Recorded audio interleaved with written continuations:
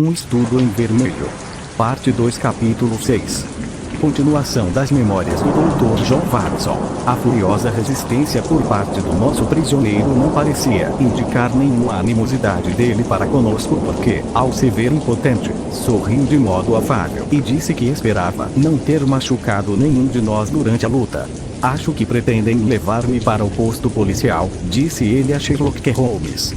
Meu cabriolé está aí na porta. Se soltarem minhas pernas, irei caminhando até lá. Não sou mais tão leve como antigamente.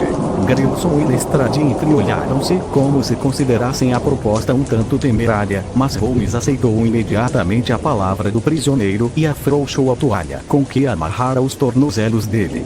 O homem levantou-se e esticou as pernas, como para certificar-se de que estavam livres novamente. Ao observá-lo, lembro-me de ter dito para mim mesmo que raramente vira um homem de constituição mais robusta. Além disso, havia em seu rosto moreno e queimado de sol uma expressão tão decidida e enérgica que, em intensidade, podia ser comparada à sua formidável força física. Se houver uma vaga para chefe de polícia, reconheço que você é o mais indicado, disse ele, fitando meu companheiro de moradia com indisfarçada admiração. O modo como seguiu minha pista é garantia suficiente. É melhor que venham comigo, disse Holmes aos dois detetives. Eu posso levá-los, ofereceu-se Lestrade. Ótimo. E Gregson ficará comigo dentro do cabriolé. Venha também, doutor. Já que se interessou pelo caso, que o acompanhe até o final. Concordei satisfeito, e descemos todos juntos. Nosso prisioneiro não tentou fugir, mas entrou tranquilamente no cabriolé que lhe pertencerá, seguido por nós. Lestrade subiu para a boleia, chicoteou o cavalo, e em pouco tempo conduziu-nos ao nosso destino. Fomos levados até uma sala pequena, onde um inspetor de polícia anotou o nome de nosso prisioneiro e os dos homens de cuja morte era acusado. O inspetor era um homem imperturbável, de rosto pálido, que cumpriu seu dever de modo apático e indiferente. O prisioneiro comparecerá perante os magistrados no decorrer desta semana, declarou. Nesse meio tempo, Sr. Jefferson Hope deseja fazer alguma declaração. Devo avisá-lo de que suas palavras ficarão registradas e poderão ser usadas contra o senhor. Tenho muita coisa a declarar, disse lentamente o prisioneiro. Quero contar toda a história aos cavaleiros. Não seria melhor reservar-se para o julgamento? Sugeriu o inspetor. Talvez eu nem seja julgado, respondeu ele. Não se alarmem. Não estou pensando em suicidar-me. O senhor é médico? Ao fazer a pergunta, Jefferson Hope virou para mim e seus olhos escuros e febris. Sim, sou médico, respondi. Então, ponha a mão aqui, disse ele com um sorriso, apontando as mãos algemadas para o peito. Assim fiz e imediatamente percebi sua pulsação cardíaca descontrolada. As paredes do peito pareciam vibrar e estremecer como uma edificação frágil, em cujo interior funcionasse um poderoso maquinismo. No silêncio da sala, pude também ouvir um zumbido seco que vinha do mesmo lugar. Ora! Exclamei. Você está com um aneurisma da aorta. É esse o nome que lhe dão os médicos, disse ele, placidamente. Consultei um na semana passada, e ele me disse que isso está para estourar em poucos dias. Fui piorando com o passar dos anos. Fiquei assim por levar uma vida ao relento e sem alimentação adequada, entre as montanhas de Salt Lake. Mas agora meu trabalho já está concluído e não fará muita diferença se morrer hoje ou amanhã. De qualquer modo, gostaria de deixar um relato de tudo o que aconteceu. Não quero ser lembrado como um assassino comum. O inspetor e os dois detetives tiveram uma rápida discussão sobre a conveniência de permitirem que ele narrasse sua história. Em sua opinião, doutor, há perigo de vida imediato? Perguntou o inspetor.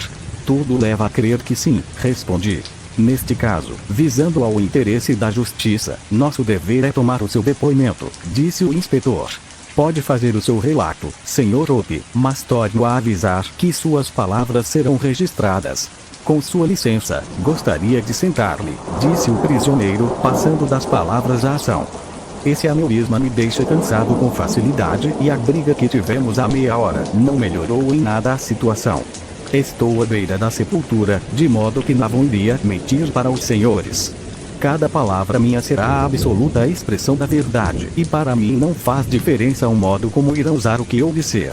Ao falar, Jefferson Hope recostou-se na cadeira e então teve início uma narrativa extraordinária. Ele se expressava em voz tranquila e metódica, como se os acontecimentos relatados fossem absolutamente corriqueiros. Posso atestar a precisão do que foi dito, porque tive acesso ao caderno de notas de Lestrade, no qual ficaram registradas as palavras do prisioneiro, exatamente como foram proferidas. Não lhes interessa muito o motivo pelo qual eu odiava aqueles homens, disse ele.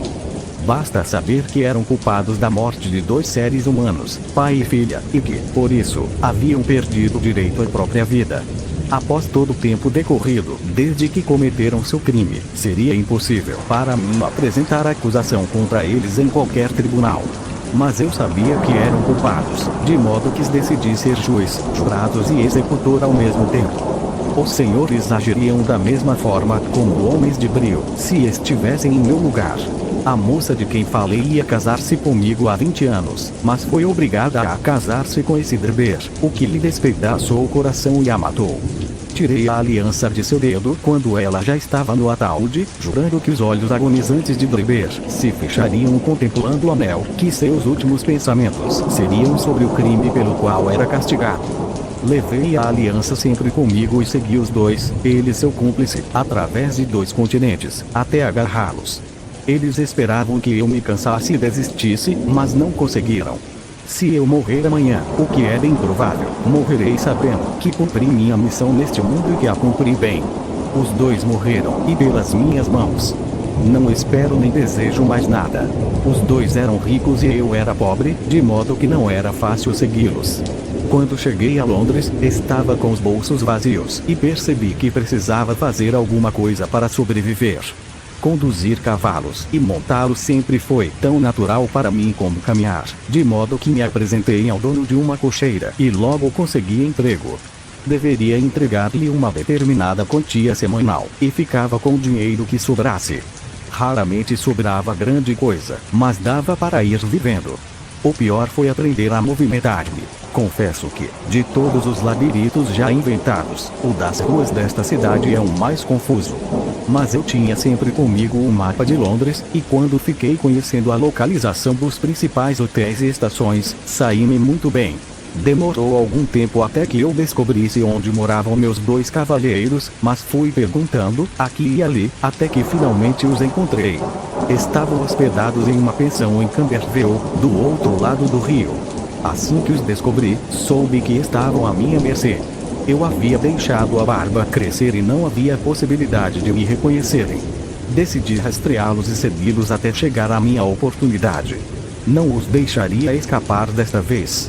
Estiveram bem perto disso, mas onde quer que fossem em Londres, eu estava sempre nos seus calcanhares.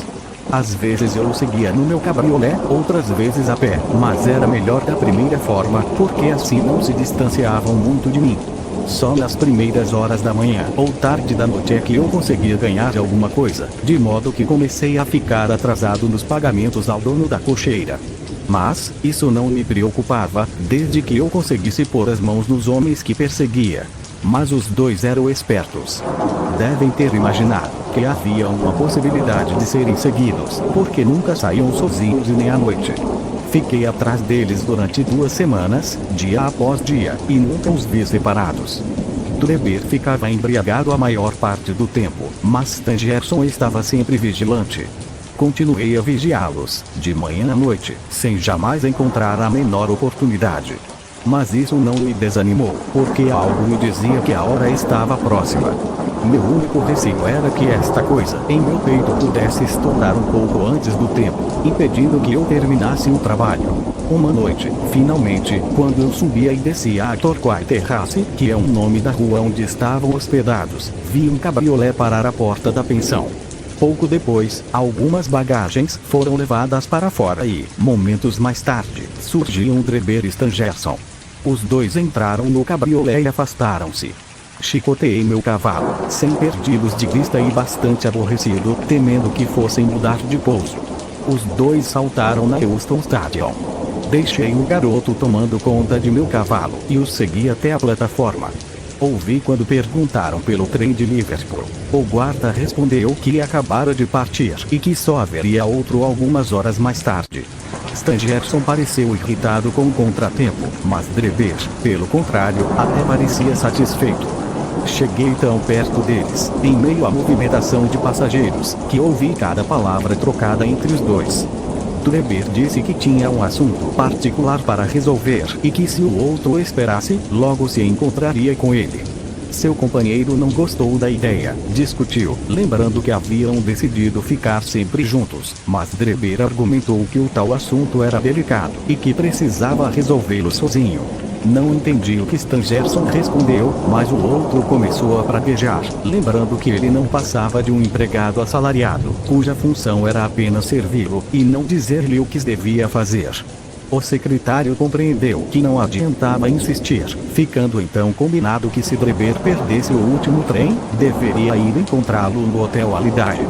Drebber respondeu que estaria na estação antes das 23 horas, e foi embora. Finalmente chegara o momento pelo qual eu tanto esperara. Os inimigos estavam em meu poder. Juntos, poderiam proteger-se um ao outro, mas, separados, ficavam à minha mercê. Ainda assim, não agi precipitadamente. Já tinha tudo planejado e não há satisfação na vingança, a menos que a vítima tenha tempo de saber quem o ataca e por quê. Eu tramara uma maneira de fazer meu inimigo compreender que estava recebendo o justo pagamento por seu antigo pecado. Por acaso, alguns dias antes um cavalheiro que fora ver algumas casas na Bristol Road esquecer a chave de uma delas em meu cabriolé. Na mesma tarde ele a reclamou e ela lhe foi devolvida, mas no intervalo pude tirar o molde da chave e mandar fazer uma duplicata. Desta forma, eu teria acesso a pelo menos um lugar nesta grande cidade, onde poderia agir sem ser interrompido. Como atrair Drebber àquela casa era um problema difícil que eu teria que resolver. Ele desceu a rua e entrou em 2 ou 3 bares, permanecendo no último por quase meia hora. Quando saiu, caminhava com passos pouco firmes, sinal de que exagerara na bebida. Um cupê ia logo à frente do meu cabriolé e Drebber o fez parar.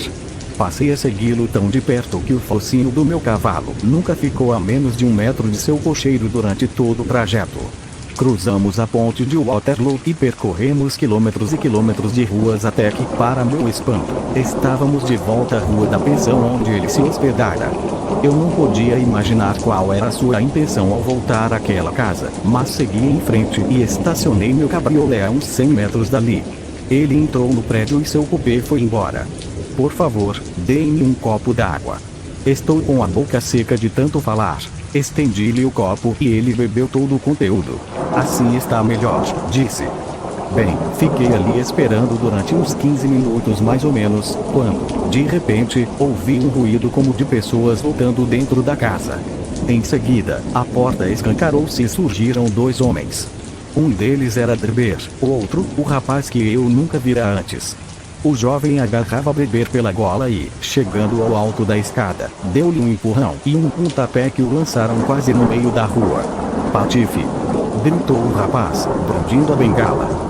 Eu lhe mostro como se insulta uma moça honesta. Estava tão enfurecido que poderia ter moído Drebber a bengaladas, se o canalha não se apressasse a descer a rua, cambaleando o mais depressa que lhe permitiam as pernas sem firmeza. Correu assim até a esquina e, vendo o meu cabriolé, fez sinal e embarcou.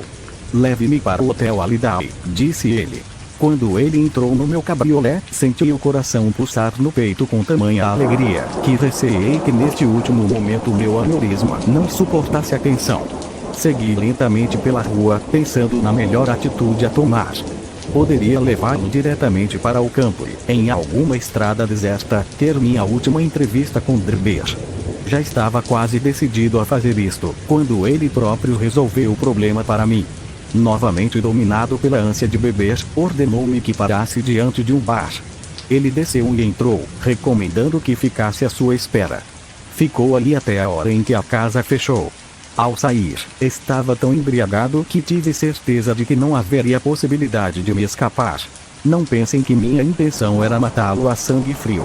Agindo assim, estaria cumprindo a mais estrita justiça, mas não me conformava com tão pouco. Há muito tempo eu decidira dar-lhe uma oportunidade de lutar pela vida, caso assim escolhesse. Entre os muitos ofícios que exerci na América, durante minha vida de andarilho, uma ocasião fui porteiro e varredor do laboratório da Universidade de York. Um dia, o professor deu uma aula sobre venenos e mostrou aos alunos alguns alcaloides, como os chamava, que extraíra de determinado veneno para flechas da América do Sul, e disse que ele era tão potente que a menor dose provocava a morte imediata.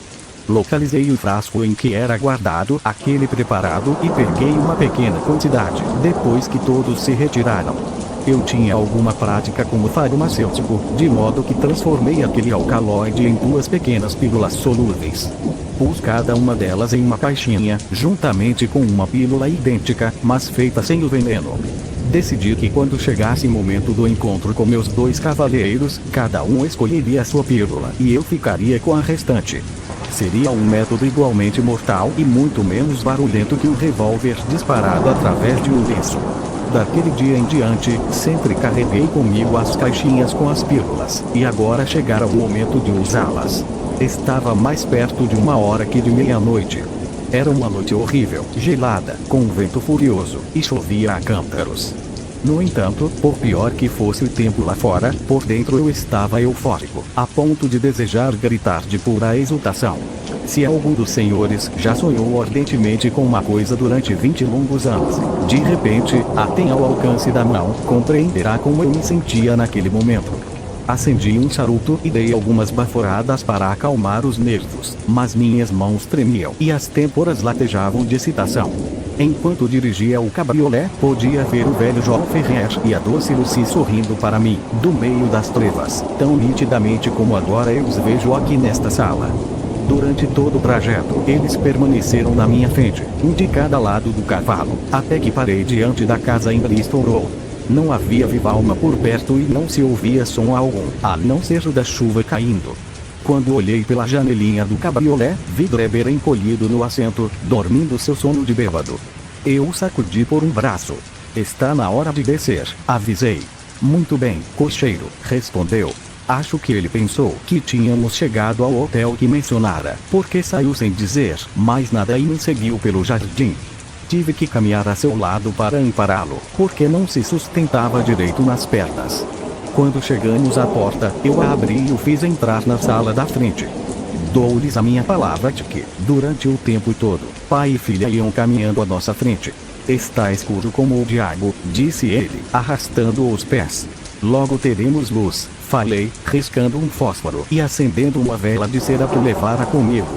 E agora, Enoch Dreber, acrescentei, virando-me para ele e erguendo a vela à altura do meu rosto. Quem sou eu?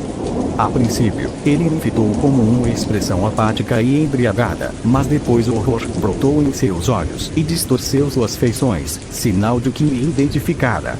Recuou, com o rosto lívido, enquanto eu notava o suor que lhe pontilhava a testa e ouvia seus dentes batendo. Diante daquele quadro, encostei-me na porta e caí na gargalhada. Eu sempre imaginara que a vingança seria doce, mas nunca esperara ser dominado por tanta satisfação. Cão asqueroso! Exclamei. Segui seu rastro de Salt Lake City a São Petersburgo, mas sempre me escapou. Agora, finalmente, suas andanças terminaram, porque um de nós dois não verá o sol nascer amanhã. O sangue martelava nas minhas têmporas e acho que teria tido algum tipo de ataque, se parte dele não esguichasse pelo meu nariz, deixando-me aliviado. O que pensa agora de Lucy Ferrer? Gritei, trancando a porta e sacudindo a chave diante de seu rosto. O castigo custou a chegar, mas finalmente o alcançou. Vi como os lábios do covarde tremiam enquanto eu falava. Dreber teria implorado por sua vida, mas sabia perfeitamente que seria inútil. Vai me assassinar.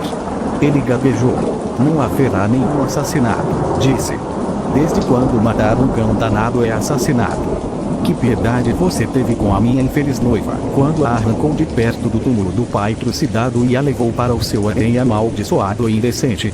Não fui eu que matei o pai dela, exclamou ele. Mas foi você que despedaçou o coração inocente dela. Vociferei, estendendo a caixinha para ele. Que Deus julgue entre nós dois. Escolha uma êmbula. A morte em uma delas e vida na outra.